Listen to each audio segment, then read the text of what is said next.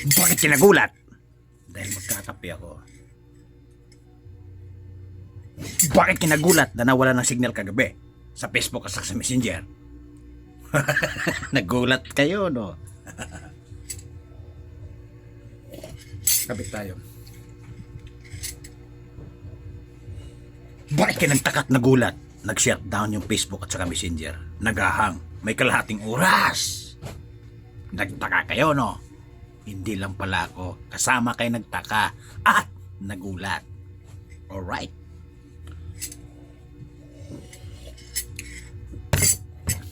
Nagulat talaga ang lahat.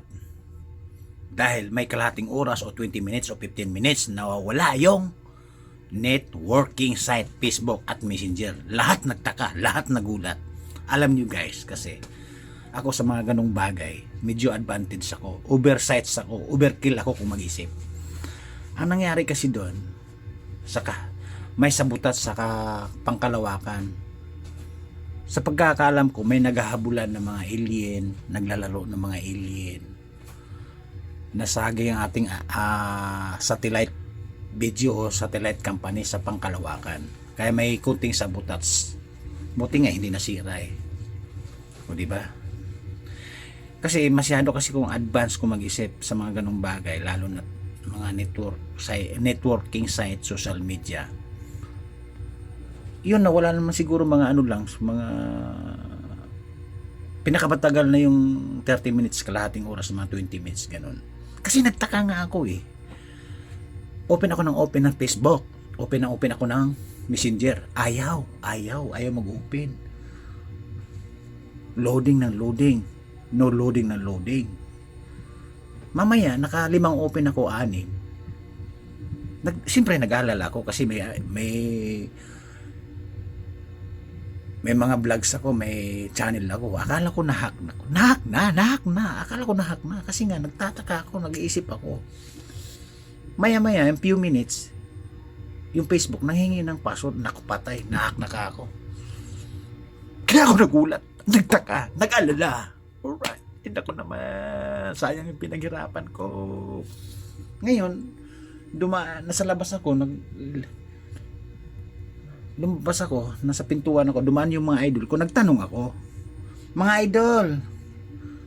idol ko, sabi ko, okay ba yung Facebook nyo? Hindi ba nagloko o nag-aberya?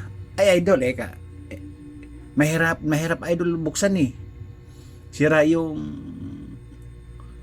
Facebook namin o sira yung linya. 3 ang nagsabi sa akin guys, puro ganun ang tanong. So, ibig sabihin, sira yung network working site, social media, nag-aberya, ibig sabihin. So, kampante ako. Ay, salamat. Walang nagsabotahe sa social media account ko. So, happy ako, natuwa ako. Pero nagulat pa rin ako. Dahil lahat nagulat, nagtaka kung bakit nag-loading at nasira sandali yung Facebook. Alam nyo guys, mga sanding oras, kahit 1 oras pa yun, o 20 minutes, o 10 minutes, milyon, bilyon, trilyon ang humahawak ng Facebook sa Messenger. Hindi lang sa buong Pilipinas at sa buong mundo. At lalo na nawalan guys, at laking logi, at trilyon ang nawala, yung mga businessman na dumaan sa social media at dumaan sa networking site, yung mga business nila. Alam niyo guys, mga sandaling oras o sandaling minuto, milyon din ang nawawala, hindi lang milyon, trilyon. Dahil, sabi ko nga, buong mundo, umahawak ng Facebook, ng Messenger. O di ba?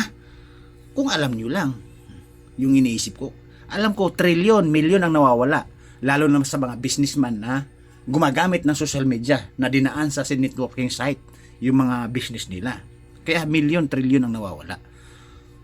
Kaya again, may sabotahe hindi dito sa lupa, sa pangkalawakan. May alam naman, again, oversight ako. Sobra ako mag-isip, overkill ako mag-isip. Kaya alam ko yung advantage. Sa nalalaman ko, at sana nalalaman nyo rin, na may sabotahe ng mga sandali yun. Hindi lang dito. Hindi dito sa baba, nasa taas. Sa pangkalawakan. Kaya lahat nagulat, nagtaka, bakit nag-overload o nag-low loading, nagloko ang Facebook at Messenger. Alright!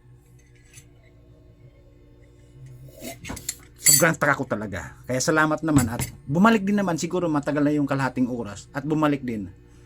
Kaya lang, sobrang taka ko, hihingan ako ng password. Hindi pala ganun. So, hiningan ako ng password, so nag-open naman. Kaya lang, yung mga sandaling yun, ang daming nalugi. Ang daming businessman na nalugi ng mga sandaling oras na yun. Kahit kalating oras, minuto lang guys, milyon ang nawawala. Lalo na sa mga businessman, again, na dudumaan sa social media, sa networking site. Alright? Dahil lahat nagulat, nagtaka. Nagtaka din ako at nagulat. Alright? Babu, magandang maga, kapit tayo. Lahat nagulat, nagtaka.